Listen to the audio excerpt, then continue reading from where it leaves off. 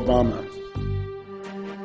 He's not what you think. They're trying to make him look like a Muslim. In the U.S., he may have been a Muslim at one point, but they want to hide in the U.S. But in the world, they want to say, oh, he's a Muslim. You should like him.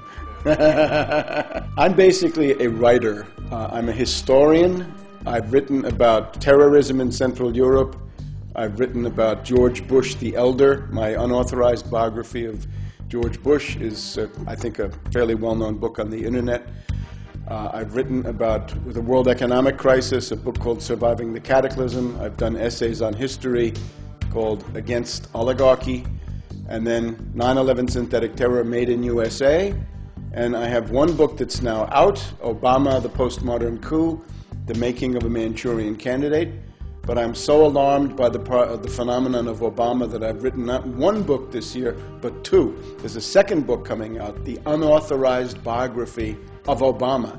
In terms of U.S. politics, my task is basically to call people's attention to the most dangerous covert operation that's going on at any given time. From 2001 to 2007, that was the entire 9/11 myth and the attempt to start wars, the Afghan war, the Iraq war, and for a time, the Iran war. Up until about the middle, say about July, August of 2007, that was a very real danger, so I focused on that. Now, that danger is changing. It has radically shifted. The greatest danger is now a covert operation around the candidacy of Obama. It's a kind of political coup d'etat going on in the United States with great danger for the world, because the policy represented by Obama is more aggressive, more militaristic, and generally speaking, more catastrophic than anything the neocons have. There's nothing good to say about McCain, just much worse things to say about Obama. Obama is a world tragedy in the making. This is a catastrophic situation if Obama becomes president. He is a puppet of the Trilateral Commission, and in particular of Zbigniew Brzezinski. And this is a clique of bankers. They ran the Carter administration. Many people today don't remember how disastrous the Carter administration was, but it was a very, very terrible time, economically as well as strategically.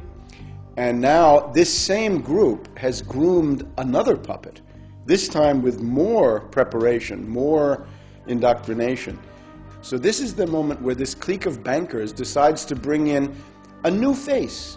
And this time, not a right-winger, not a neocon, but a left-wing demagogue who promises hope and change, but actually represents policies that are qualitatively worse, qualitatively more destructive, and he can deliver Europe as pawns, as puppets, as expendable assets. Because the project of the next administration in the U.S., if it's Obama, is going to be not so much wars in the Middle East, but wars on a greater scale.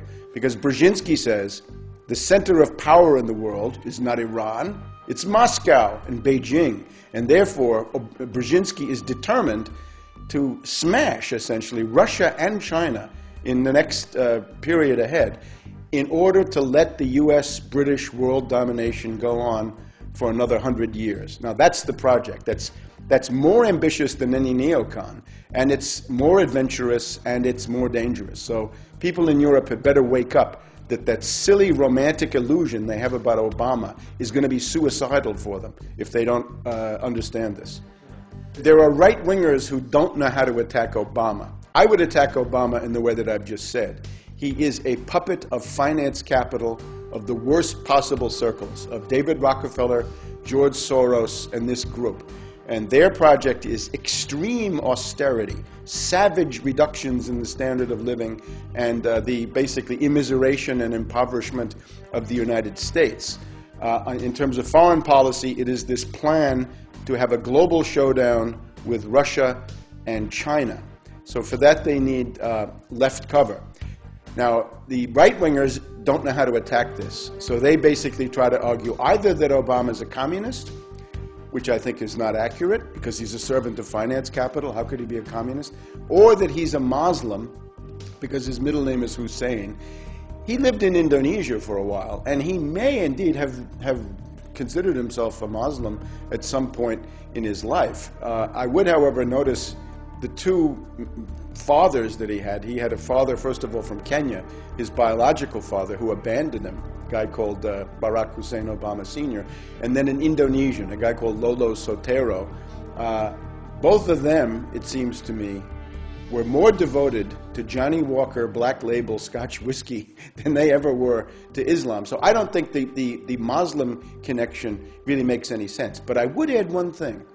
If you want to become president of the United States, you're asking to get your finger on the thermonuclear button. There's a button that launches intercontinental ballistic missiles with H-bombs on them.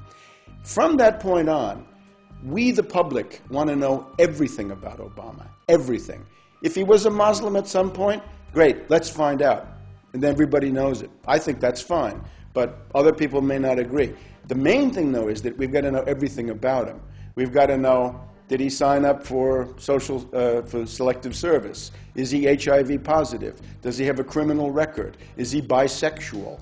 Does he smoke crack cocaine? These are all charges that have been made about him. The guy is a puppet of the worst circles of imperialism. In other words, he's interested in the same imperialist project carried out in a much more effective and clever way, although ultimately in a more insane way. Let's just take the case of Iran. The neocon looks at Iran and says, somebody like McCain, right? He says, we want to bomb Iran. Brzezinski says, you're crazy. You can't do that. You're too weak. You're too bankrupt. You're too isolated. You're too hated. You know what you do with Iran, says Brzezinski? He says, I don't want Iran at war with the United States. I want Iran at war with Russia. Let's turn Iran into a tool, into a puppet, and play Iran against Russia. And Brzezinski said, I show you how to do that. I played Afghanistan against the Soviets, and I destroyed the Soviets. So if we look at Syria, the neocon looks at Syria and says, let's attack Syria. Brzezinski says, you're crazy, don't do that. Make a deal with Syria. There's a very important Russian naval base in a place called Tartus on the Mediterranean. And Brzezinski has just been in Iran. He went for the Rand Corporation a couple of months ago.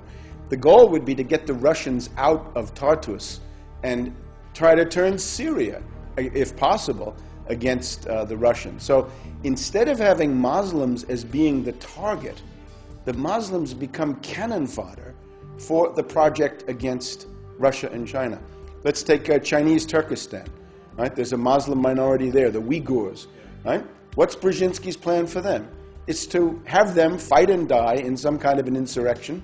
He's got an insurrection going in Tibet. The idea right now is forget about the target list that you've known. The target list is getting bigger. Let me add a couple of others to the target list. Let's take Sudan, Arab country, Arab League. Why is Sudan being targeted? What's the story with Darfur? Why are they doing that? Are they really concerned about a humanitarian emergency? No. They're concerned because 7% of the oil for China comes from Sudan. They're looking desperately for a pretext to go into Sudan, overthrow General Bashir, and cut off that oil going to Sudan. Now let's take the really big one. Up until now, everybody's been focused on Iran. And will the U.S. attack Iran? Will the Israelis attack Iran? I say no, they won't. The U.S. and the British will not. I can't exclude some Israeli crazy. That's possible. But I don't even believe in that.